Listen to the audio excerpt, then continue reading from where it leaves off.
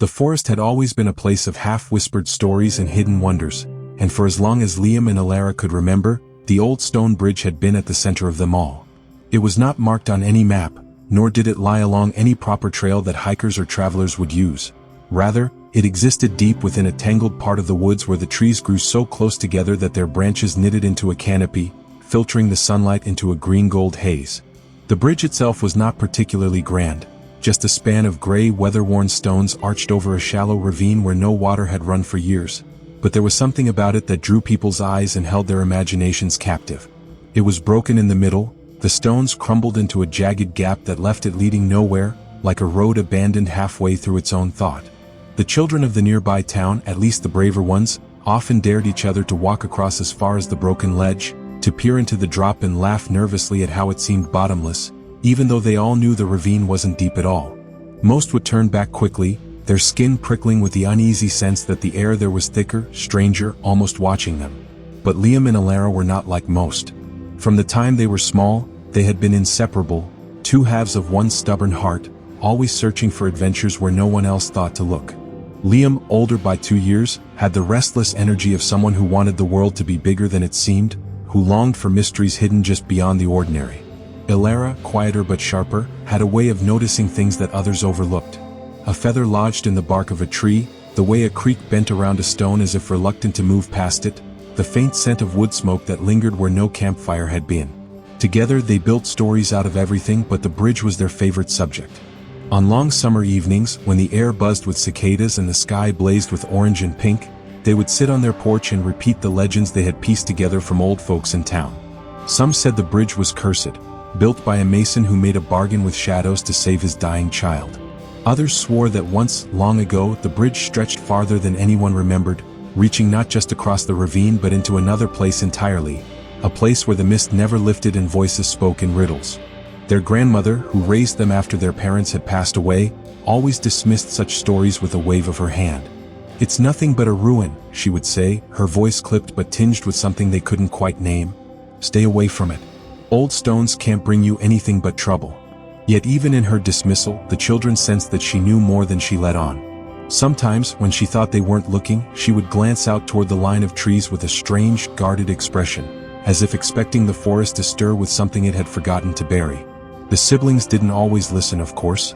Their feet knew the trails too well, and their curiosity was too strong. Many afternoons found them slipping past the edge of town and winding their way into the woods until the bridge appeared before them, its broken arch framed in ivy and silence. They never crossed past the point where the stones crumbled, not really. Liam would creep close and stretch one foot over the jagged edge just to make Alara gasp, and she would scold him while clutching his sleeve, though her own eyes always glittered with the thrill of being so near to the unknown. Once, in the fading light of dusk, they both swore they saw something impossible. A thin veil of mist rising from the broken span, shimmering faintly as if lit from within. It was there for only a moment, no longer than a held breath, before it thinned into nothing, leaving them to wonder if it had been real at all. As the years passed, their fascination with the bridge did not fade. If anything, it grew stronger, fed by the sense that the world they knew was only a skin stretched thin over something deeper, stranger, waiting to be found. By the time Liam was 16 and Alara 14, the bridge was less a curiosity and more a secret they shared, a touchstone for the unspoken yearning that both of them carried, the desire to step beyond the ordinary and discover what lay hidden where others refused to look. And though neither of them would say it aloud, they both felt the same quiet certainty, that one day the bridge would show them its true face, and when it did, they would be ready. The summer evening had deepened into a velvet dusk when Liam and Alara first heard it, an indistinct murmur that seemed to drift on the air like smoke, curling around the broken stones of the bridge and vanishing into the shadows. At first they thought it was nothing more than the forest itself, the call of some bird hidden in the branches or the rustle of a fox creeping through underbrush. But the longer they stood there, the more certain they became that the sound had shape, cadence, and rhythm, like words spoken too softly to catch. The forest was unusually still that night. The cicadas had gone silent, the wind had stilled, and even the brook that trickled far behind them seemed to have hushed its gurgling, leaving the whispers stark and clear. Liam leaned forward, peering into the jagged break of the bridge, where the drop descended into shadow and stone, and he thought he saw the faintest movement, a wisp of mist rising as if from a hidden breath. Alara gripped his arm, her knuckles pale against the sleeve of his shirt, and whispered, "Do you hear that too?" He nodded, his throat too dry to answer.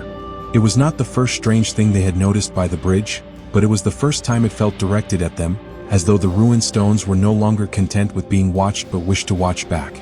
The mist began to thicken as the minutes passed, swirling faintly around the broken arch, and as it did, the whispers grew clearer, though still beyond the reach of sense.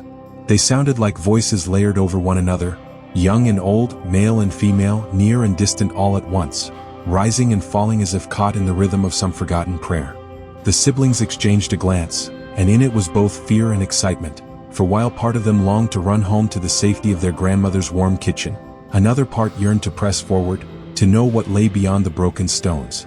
Liam crouched low, squinting into the gap, and for a flicker of a second he thought he saw the bridge hole again, an unbroken span stretching forward into the mist, its stones glowing faintly with the sheen of moonlight. But when he blinked, the vision was gone, leaving only the ragged break and the dark emptiness below. They returned home late that evening, more restless than before, and though they tried to tell themselves it had been nothing, their minds could not let it go. Over supper, while their grandmother ladled stew into bowls and muttered about chores undone, Liam caught Alara's gaze across the table, and he knew she had been replaying the sounds too, turning them over in her head the same way he had. Later, lying awake in their shared room, the house wrapped in silence except for the ticking of the old clock in the hallway, they whispered to each other about what they had heard. Alara insisted it must have been a trick of the wind, but her voice wavered with doubt. Liam argued that no wind could sound like words, not words that felt so deliberate, so full of intent. Eventually they fell quiet, each lost in their own thoughts, but both of them knew this was no longer just a legend, no longer just a story whispered by townsfolk to frighten children. The bridge was alive in some way they could not yet understand, and it had chosen to speak to them. The following days were heavy with anticipation. They found themselves returning to the forest again and again, waiting for the moment when dusk deepened into night, when the broken stones might stir once more. Each time they approached, the air grew cooler, the shadows deeper, and though they sometimes caught glimpses of mist rising or the faint brush of sound on the breeze, it was never quite as strong as that first night. Still, something had shifted between them and the bridge. It no longer felt like a ruin of stone and ivy, but like a threshold, patient and waiting, testing their resolve. It was Alara, surprisingly, who first spoke the thought aloud. What if it isn't broken? What if it's only broken when the sun's out? Liam's heart raced at her words, because it was the very thought he had been turning over in silence. They both stared at the arch in the fading light, and though nothing stirred that evening, they felt the same quiet certainty grow between them, that the bridge was not a relic of the past, but a door to somewhere else, and sooner or later, they would have to decide whether they were brave enough to open it. The night they finally dared was one of those nights when the air itself seemed charged, as if the world were holding its breath. The moon hung low and heavy, half veiled by drifting clouds, and the forest beyond the town glowed faintly silver, every leaf outlined as though sketched by unseen hands. Liam had been pacing their room for hours, his restless energy vibrating through the floorboards, while Alara sat cross-legged on her bed, hugging a pillow against her chest and watching him with wary eyes. It was past midnight when he stopped suddenly, turning to her with that look she knew too well, the one that said he had already decided and nothing would turn him back. "If we don't go now, we'll never know," he whispered, his voice a mixture of eagerness and defiance, as though daring her to challenge him. Alara felt her stomach twist, but she also knew herself. She had never let him face a dare alone, and she wasn't about to start now. She nodded once, sharply, and that was all it took. They slipped from their beds, pulled on their coats, and crept down the creaking staircase with the silence of thieves, pausing only when the old house groaned as if to betray them. Their grandmother slept heavily, lulled by the medicine she always took before bed, and she did not stir as they slipped out the back door and into the cool embrace of the night. The walk through the woods was different at that hour, when every tree seemed to lean closer, and the familiar paths twisted themselves into shapes that felt stranger, less trustworthy. The siblings carried no lantern. Liam had insisted that light would draw attention, though he didn't say what kind of attention he feared. So they moved by moonlight, their breath puffing white in the chill air, their footsteps muffled by the damp earth. With each step, Alara's nerves gnawed sharper, whispering of all the things that could go wrong, but beside that fear burned a stubborn flame of excitement, a pulse of curiosity that refused to be snuffed out. Liam, though outwardly confident, felt it too. He gripped the strap of his satchel tighter than necessary, as though holding himself together by force, and when the first hint of mist curled around their ankles, his heart hammered so fiercely he thought the sound might give them away. The forest grew unnaturally quiet as they drew near, the silence pressing in like a hand over their mouths, until at last the broken arch loomed before them, half shrouded in mist that thickened and swirled like smoke rising from an unseen fire. This time there was no mistaking it. The whispers were there again, louder, clearer, though still not fully understandable, their syllables curling like threads of a language lost to time. The siblings stood frozen at the edge, staring at the span of stone that stretched out before them, broken halfway across but gleaming faintly in the pale light. For a moment, Liam thought he could see it whole again, the jagged edges smoothing into an unbroken path that continued far beyond the limits of the ravine, dissolving into mist that glowed faintly with an inner light. Elara clutched his arm, her voice trembling even as her resolve held. If we really go, what if we can't come back?" she asked. Liam looked at her, saw the fear in her eyes mirrored by the hunger in his own, and he whispered back, "Then we'll go together. Always together." She nodded, her grip tightening, and with that unspoken pact, they stepped forward. At first, nothing happened. Their shoes scuffed against the rough stone, the night air cold on their skin, the mist thickening around their knees. But then, as they reached the place where the stones had always crumbled, where the bridge was supposed to end, something impossible unfolded. The gap did not yawn open beneath them. Instead, the stones shimmered faintly, and as their feet pressed forward, the path held, solid and real beneath them. The mist surged higher, curling around their waists now, glowing faintly as though lit from within, and the whispers sharpened into words neither of them understood but both felt deep in their bones, vibrating through their chests like a heartbeat. Elara gasped and clung tighter to Liam's sleeve, her fear now mingled with awe, while Liam's lips parted in wonder, his eyes wide as the bridge stretched ahead of them, no longer broken but whole, leading into a sea of shifting light. Behind them, the forest seemed impossibly far away, the world they knew shrinking into shadow, while before them the unknown beckoned, vast and silent. And though every instinct screamed that this was the point of no return, neither of them slowed, for they both knew the truth. The bridge had been waiting for them all along. The first step beyond the broken stones felt like stepping out of the world they had always known and into something vast, ancient, and utterly strange.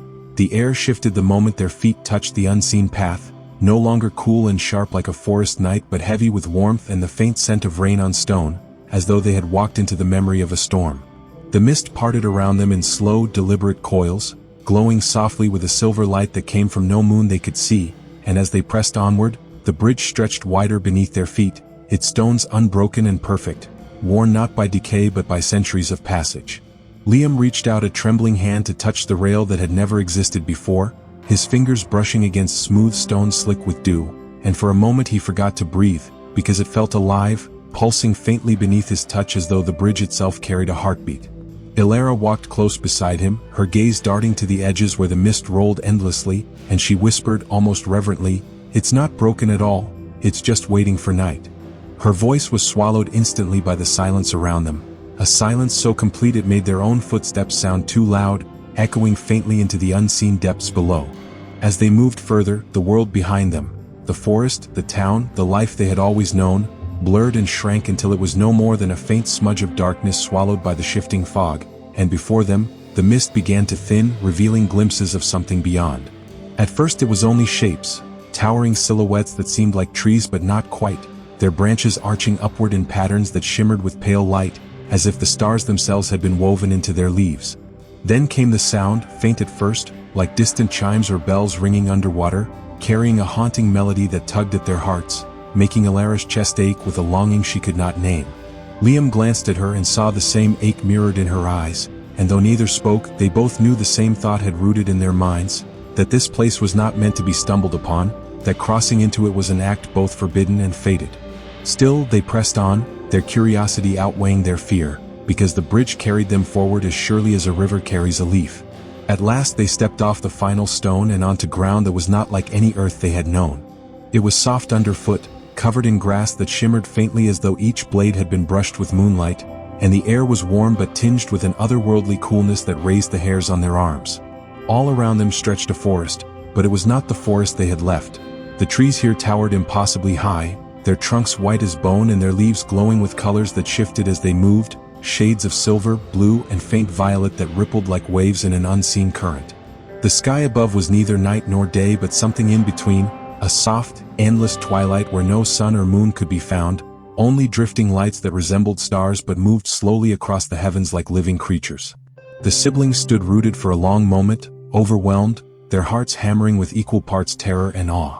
Liam was the first to find his voice, his words shaky but filled with wonder. "We've crossed over," he breathed, and though Alara had no answer, she reached for his hand and squeezed it, grounding herself in the only familiar thing in this place, the bond they shared. They walked cautiously into the glowing forest, the grass brushing against their ankles with a sound like whispering silk, and the deeper they went, the stranger it became. Shapes flickered in the corner of their eyes, darting between the trees, too quick to fully see, and once, when they paused to listen, they heard laughter, faint and echoing, as if carried on a breeze that never touched their skin. The air itself seemed alive, carrying with it the faint hum of energy, like the vibrating strings of a harp, and every now and then, the path before them rippled as though the ground remembered being water. Alara clung tightly to Liam's hand now, her earlier bravery tempered by the enormity of what they were facing, and she whispered, "What if we can't find our way back?" But Liam, though the same fear gnawed at his stomach, forced a smile and said, "Then we'll make this our way forward," because he knew that if he faltered, she would falter too, and he could not bear to let the weight of his fear break them both. As they pressed deeper, the path seemed to lead them with deliberate purpose, bending and curving through the luminous trees until at last it opened onto a wide clearing that took their breath away. In the center stood a pool of water so still it was like a mirror, reflecting the twilight sky above in flawless detail, and around its edge were stones carved with markings neither sibling recognized, symbols that glowed faintly as though alive with hidden fire. The whispers returned here, stronger than ever, rising from the pool and the stones, curling through the air until they felt the words brushing against their skin, pressing at their minds. Though they could not understand the language, both Liam and Alara felt the meaning seep into them, the sense of being called, welcomed, tested. It was here, in this strange heart of the other world, that they realized the bridge had not simply carried them to a new place, it had delivered them to something that had been waiting for them all along. The clearing with the mirror-like pool lingered in their minds long after they left it behind, yet it was the path that seemed to decide for them, pulling them deeper into the glowing forest with a rhythm that felt almost alive, like a heartbeat thrumming through the soil beneath their feet. The trees thinned as they went, their silver-blue leaves whispering against one another like hushed voices, until the siblings stepped into an open expanse and found themselves standing before what could only be called a village, though it was unlike any village they had ever seen in their world. The houses were made of pale stone that gleamed faintly in the twilight, their walls etched with spirals and runes that pulsed with faint light, and their roofs sloped at impossible angles, rising and twisting like the folds of a seashell. Narrow streets wound between them, cobbled with stones so smooth they shone like glass, and here and there were fountains frozen mid-splash, streams of water hanging in the air as though caught in the middle of a motion and stilled by some invisible hand. The entire place breathed with a strange silence. No footsteps, no voices, not even the hum of unseen creatures as in the forest, only the soft echo of their own breathing as Liam and Alara crept down the first street, their shoes clicking lightly against the glass-like stones. At first they thought the village empty, abandoned long ago, but then Alara noticed the figures, shadows of people frozen in doorways and windows at the edges of fountains. They were not statues, not quite, though their bodies were pale and translucent, caught in postures of life. A woman bent over a basket of glowing fruit, a man raising a hand as if to wave, children poised in the act of skipping across a courtyard, their feet suspended above the ground as though the moment had been stolen from them. Their eyes were closed, every one of them, and their faces serene, almost peaceful, as though they had simply fallen asleep standing up. Alara's breath caught in her throat, her hand tightening on Liam's, and she whispered, "They're not gone. They're dreaming." The idea seemed absurd, but Liam felt it too, a humming under his skin, as if the entire village pulsed with the rhythm of slumber, and he could not shake the thought that the people before them were not lost but waiting. They walked further, their steps slow and cautious, hearts pounding with a mixture of fear and awe. The streets curved inward toward a square where a tall spire rose, its surface smooth and black like obsidian, carved with symbols that shimmered faintly in the twilight. At its base lay a circle of stones, each marked with runes like those by the pool, glowing faintly as though alive. Liam felt his chest tighten, as though the air itself were pressing against him, and when he glanced at Alara he saw her eyes wide and unblinking, transfixed by the figures that ringed the square. They were different from the others, taller, cloaked in robes that seemed woven from the mist itself, their heads bowed as if in reverence. None moved, none stirred, yet their presence filled the square with a weight so heavy it was almost unbearable, as though the siblings had stumbled into a place meant for rituals they could not understand. Alara whispered, "Why are we here? Why does it feel like they've been waiting for us?" and though Liam had no answer, he could not deny the sense that the bridge had led them with intent, as though the moment their feet touched its hidden stones, the path had been chosen for them. He took a step closer to the spire, drawn by something beyond reason, and as he did, the whispers returned, stronger now, echoing through the silent village, reverberating off every stone until they seemed to seep into his very bones. Elara clutched his sleeve, her voice trembling. "Do you hear them?" And he nodded, though what he heard was less words than feelings, impressions pressed against his mind. Welcome, chosen, memory, cost. The words tangled in him like threads, pulling at his heart until he staggered back, shaking his head as though to free himself from a dream. For a moment, the silence pressed heavier, thick as fog, and the siblings felt the weight of countless unseen eyes upon them, though every figure in the village remained still. The fountains did not move, the children did not stir, the cloaked figures did not lift their heads. It was as though the entire place was holding its breath, waiting for them to act, to speak, to decide. Liam swallowed hard, his voice breaking the silence with a whisper that trembled but would not be contained. "This isn't just a village. It's a memory, and it's alive." Elara shivered at his words, the truth of them sinking into her skin, and she realized that for the first time since stepping onto the bridge, she was afraid not of getting lost, but of being found. The siblings moved deeper into the village square, their footsteps echoing strangely against the cobblestones, as if the sound itself was reluctant to linger. The houses, though beautifully crafted from stone and timber, seemed hollow, windows dark, doors closed, yet with the unsettling sense that eyes were watching from within. Sarah felt her heart pound as she whispered, "We shouldn't be here," but Daniel, stubborn as ever, pressed forward, drawn by something he couldn't name. Then, from the far end of the square, the mist began to stir again, curling and parting like curtains as a figure emerged. Cloaked in deep blue robes that shimmered faintly under the pale glow of the forest beyond, the stranger carried an old staff of gnarled wood crowned with a shard of crystal that pulsed like a heartbeat. His face was hidden beneath a hood, yet his presence carried weight, like the silence before a storm. He stopped in front of them, leaning lightly on his staff, and when he finally spoke, his voice was low, rich, and almost musical, echoing as though layered with many tones. "Children of the waking world," he said, "you have crossed where few dare and fewer return. The bridge has called you and you have answered." Sarah and Daniel exchanged a glance, half fear, half wonder, before Sarah asked the question trembling on both their lips. "Who are you?" The figure tilted his head, and though they could not see his eyes, they felt his gaze pierce through them. "I am the keeper of the bridge," he said, his voice carrying an ancient sadness. "It is my duty to guard the threshold between your world and this one, to ensure the balance is not broken. Yet tonight, balance trembles, for you were not brought here by chance." Daniel bristled, his curiosity ignited. "What do you mean?" "We only wanted to see where it led." The keeper's staff glowed faintly as he took a slow step closer. "Desire always has a price. You saw mist and mystery, but the bridge does not reveal itself to just anyone. It chose you as it once chose others long before you were born. And now you stand in a place caught between time, where the village waits and where answers lie, if you are brave enough to seek them." Sarah's voice cracked with unease as she asked, "What happened to the people here?" The keeper lowered his head and the air grew heavier, colder. "They are neither gone nor alive as you understand it. They linger, suspended, until the balance is restored." His words fell like stones into the silence, and Daniel felt a chill creep up his spine. Something vast and dangerous stretched just beyond their understanding, yet the spark of adventure still burned in him. "Then show us," he said boldly. "If the bridge chose us, there has to be a reason. We want to know the truth." For a long moment, the keeper said nothing. Then, with a slow and deliberate motion, he lifted his staff and turned toward the narrow street leading deeper into the village. "Very well," he murmured. "But once the truth is seen, it cannot be unseen. Follow me if you are certain you wish to walk that path." Without another word, he began to walk, his cloak dragging faintly against the stones, his crystal casting ripples of light that danced across the frozen windows. Sarah hesitated, clutching her brother's sleeve, her mind torn between fear and wonder.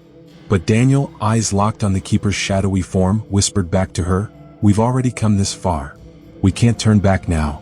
And so, trembling and resolute, the siblings followed the keeper of the bridge into the deeper silence of the otherworldly village, not knowing that each step carried them further from the world they thought they knew, and closer to a destiny that had waited for them long before they were born.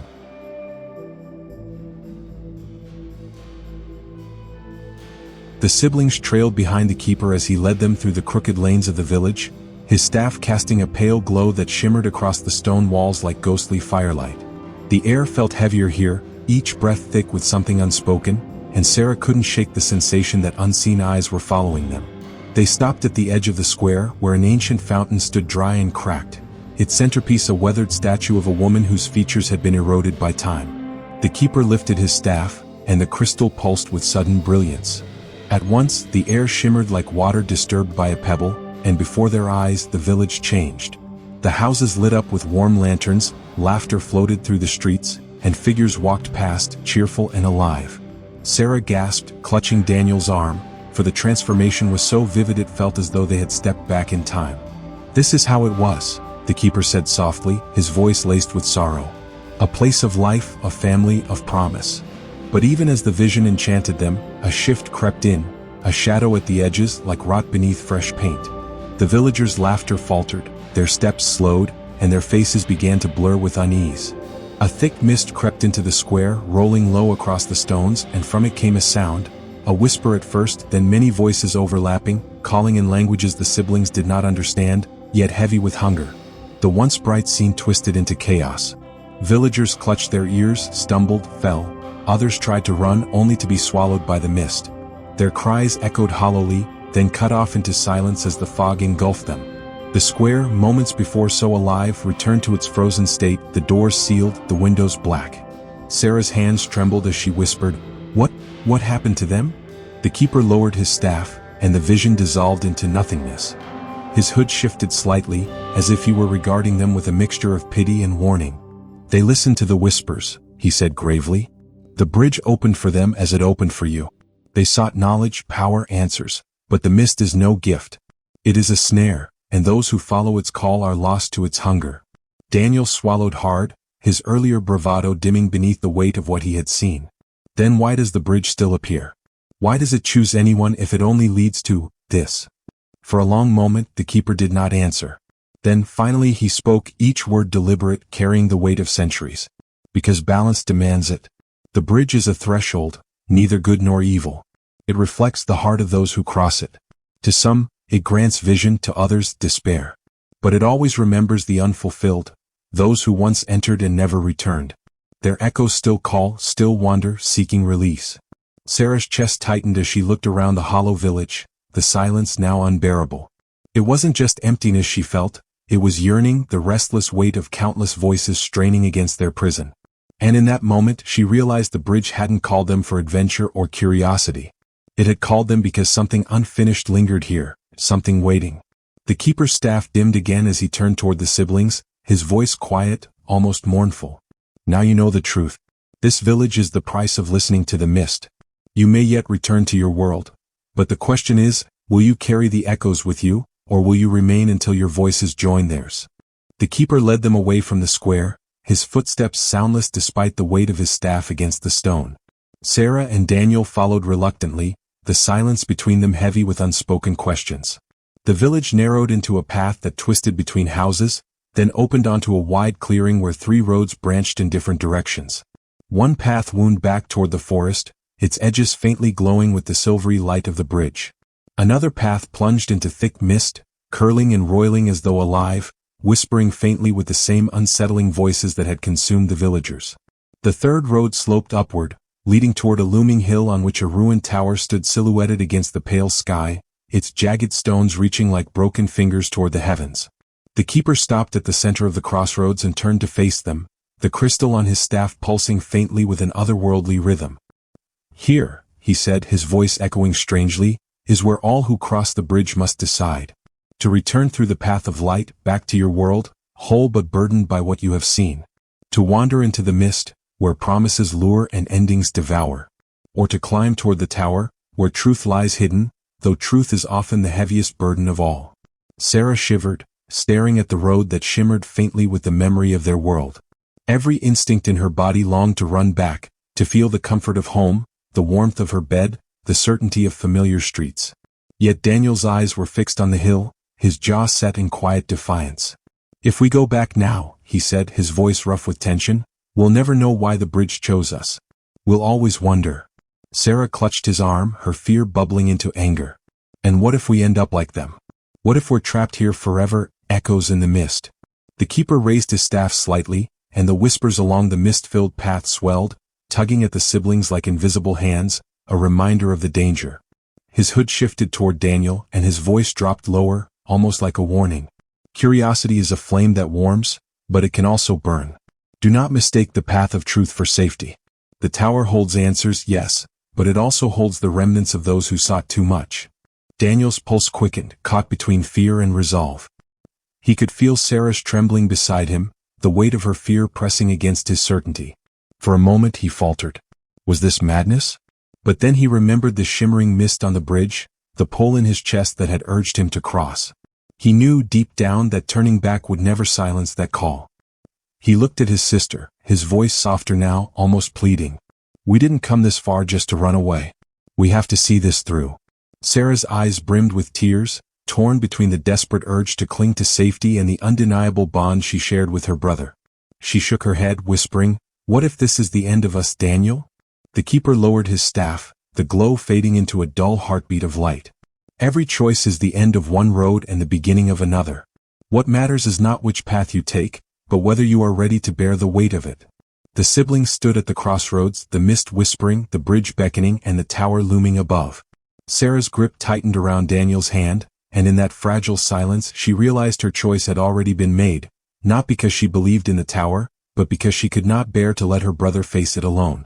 And so, with fear in her heart but resolve in her step, she whispered, "Then we go together." The path to the tower was steeper than it looked from the crossroads, winding through jagged rocks and gnarled roots that seemed to shift beneath their feet. Each step felt heavier, as though the hill itself resisted their climb, testing their resolve. The keeper followed at a distance, silent, his staff casting faint ripples of light that guided them through the dim haze. The closer they drew, the more the tower seemed alive. Its broken walls hummed faintly, and Sarah swore she heard whispers threading through the air, like voices carried by the wind. Daniel pressed on, jaw tight, his determination a shield against the unease gnawing at him. At last they reached the crumbling base of the tower. Its doorway gaped like a wound in the stone, dark and cold, yet a strange pull urged them inside. They entered cautiously, the keeper's glow trailing behind them, and found themselves in a vast, hollow chamber. The floor was littered with shards of glass and fragments of broken clocks, their hands frozen at impossible angles. Some clocks hovered in midair, fractured but suspended, ticking faintly in no rhythm that made sense. A massive hourglass stood at the center of the room, its glass cracked, the sand within falling upward as well as downward, defying all sense of gravity. Sarah's breath caught in her throat. "What is this place?" she whispered. The keeper's voice filled the chamber, deep and resonant.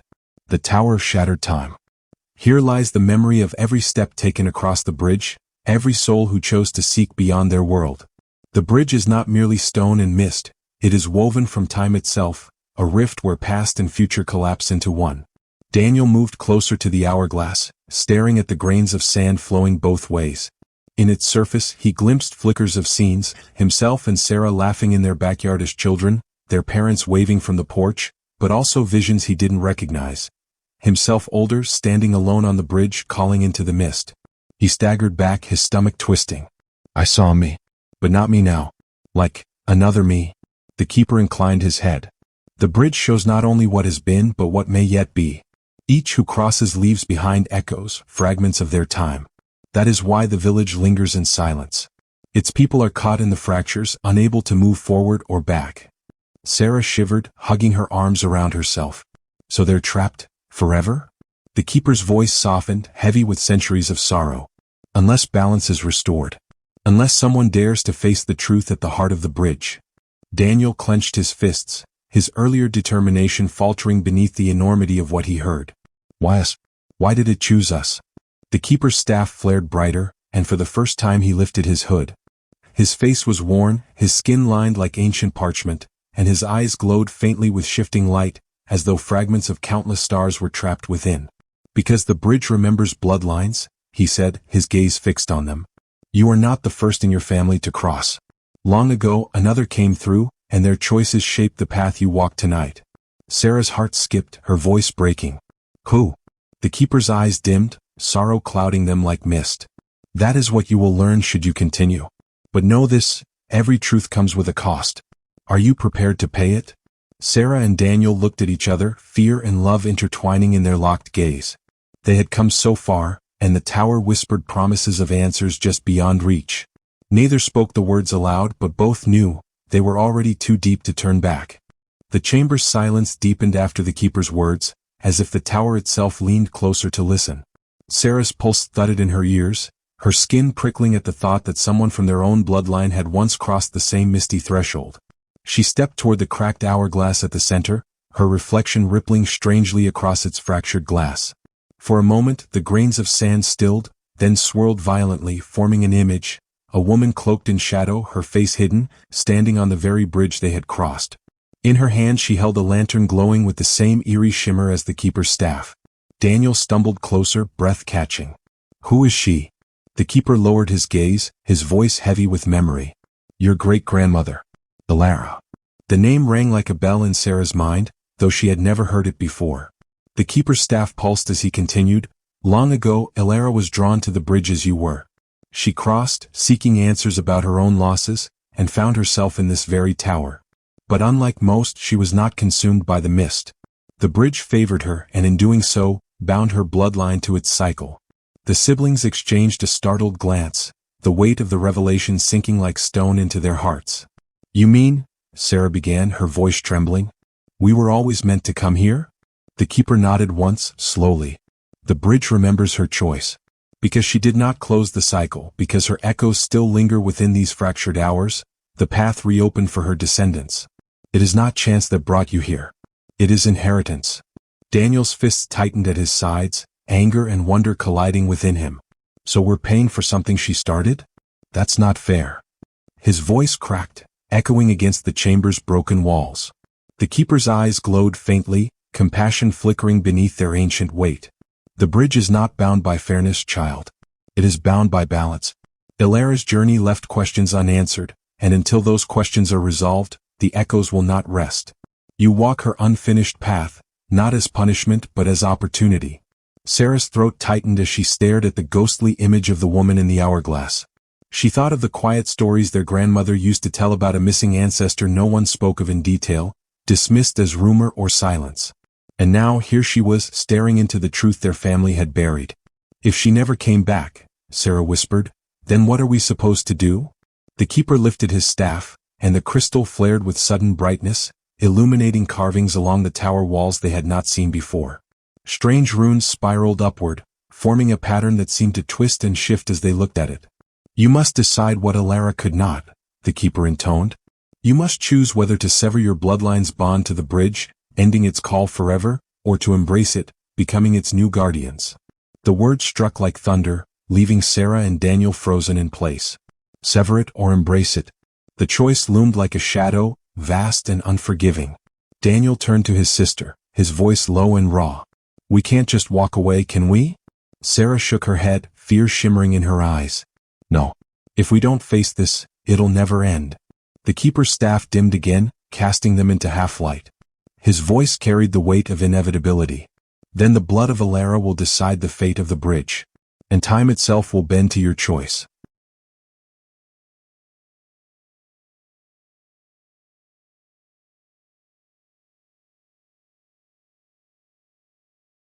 The tower seemed to pulse with restless energy after the keeper's revelation, as though the stones themselves anticipated what came next. Sarah's eyes were drawn back to the hourglass, its fractured surface swirling once more until the image of the shadowed woman, Elara, flickered again. This time, however, she raised her lantern high, and the glow within it brightened until it bled out of the vision and filled the chamber with silvery light. Sarah gasped and shielded her eyes, while Daniel took an instinctive step forward, compelled by the strange radiance.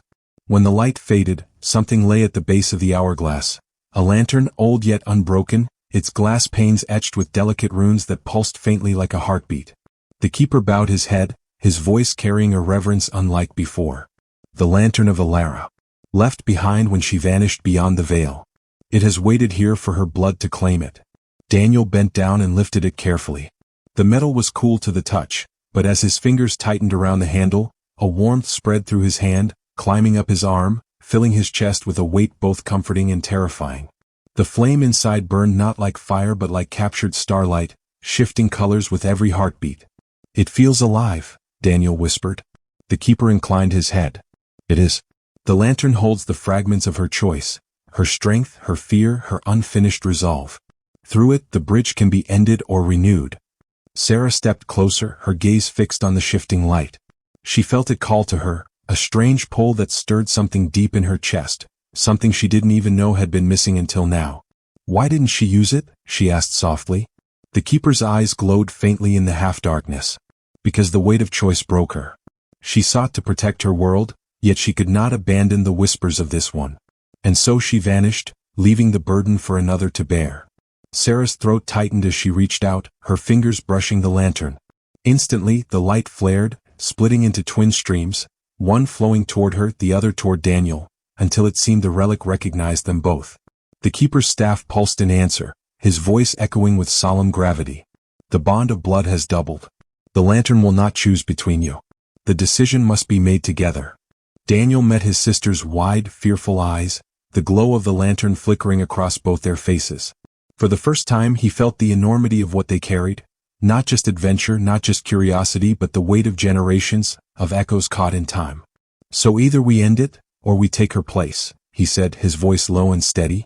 Sarah nodded faintly, though her heart raced. "If we end it, no one will ever cross again.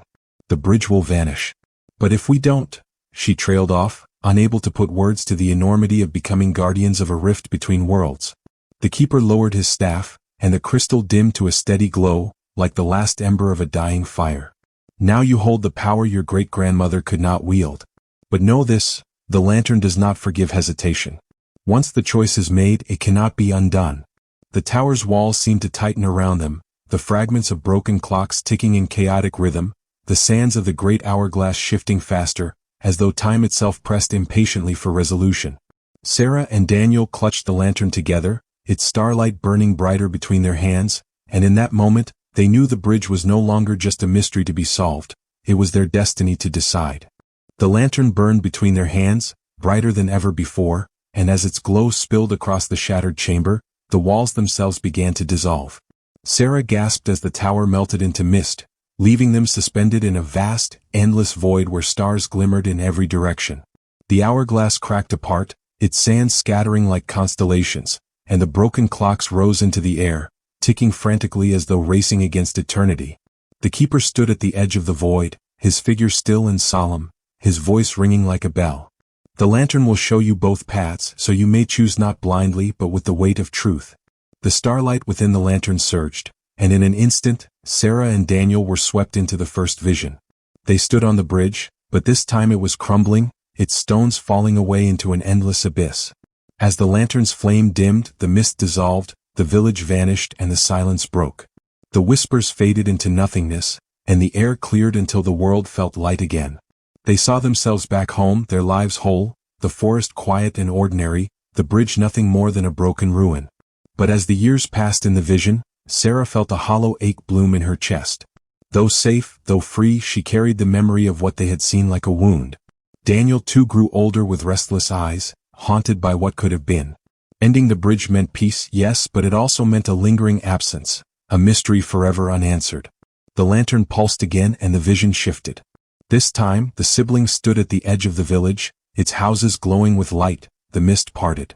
The frozen villagers stirred, blinking as though waking from a long, dreamless sleep. Families embraced, laughter spilled through the square, and the silence was broken by life reborn. Yet behind the joy lay shadows. Sarah and Daniel saw themselves standing apart, older, cloaked in the same strange glow as the keeper. Their eyes burned faintly with starlight, their hands gripping the lantern as they guided others across the bridge. They were not free, they belonged to the threshold, caught forever between worlds. The lantern flickered, and the siblings saw the toll. Loneliness, endless years guarding the balance, their lives stretched thin by the bridge's eternal call. The villagers were saved, yes, but at the cost of the siblings' freedom. The visions shattered like glass, and the void collapsed into the tower once more. Sarah fell to her knees, breathless, her heart aching with the weight of what they had seen. Daniel stood rigid, fists clenched, his mind a storm. The keeper's voice was quiet, almost tender. "Now you understand. To end the bridge is to preserve yourselves, but to embrace it is to preserve others. Both paths hold loss. Both hold meaning." Sarah looked at Daniel, her eyes shimmering with tears. "I want to go home," she whispered, her voice trembling, "but I can't forget them. I can't just leave them like that." Daniel swallowed hard, torn in two, but when he looked into his sister's face, he saw the same strength that had kept them side by side since the first step across the bridge. He nodded slowly, his throat tight. "Then we do this together. We'll carry it. For them." The lantern blazed with a burst of light so fierce it seemed to burn through time itself. The runes etched along its glass flared, and the tower shook as the mist screamed, tearing itself apart. The hourglass shattered, and with it, the silence of the village broke. Somewhere beyond the tower, voices rose, human voices, waking, alive. The siblings held the lantern high, its light binding them, wrapping them in a warmth that was both terrifying and comforting. When the light finally dimmed, the keeper was gone, and the siblings stood alone at the tower's heart, the lantern glowing faintly in their grasp. They knew their choice was sealed. They were no longer wanderers or children chasing a mystery. They were guardians now, bound by blood, carrying the weight their great-grandmother could not. Far below, the bridge still shimmered in the midnight mist, but it no longer led nowhere. It led to them. When siblings Sarah and Daniel stumble upon a mist-shrouded bridge, they uncover a forgotten family legacy and must decide between breaking its curse or becoming its eternal guardians. If you enjoyed this journey across the Bridge of Whispers, don't forget to subscribe to the channel for more mysterious bedtime tales. Leave a comment sharing your thoughts on the story, and which path you would have chosen if you stood on the bridge. And if you'd like to hear more enchanted adventures to help you drift into dreams, tap the like button so we know you'd love more.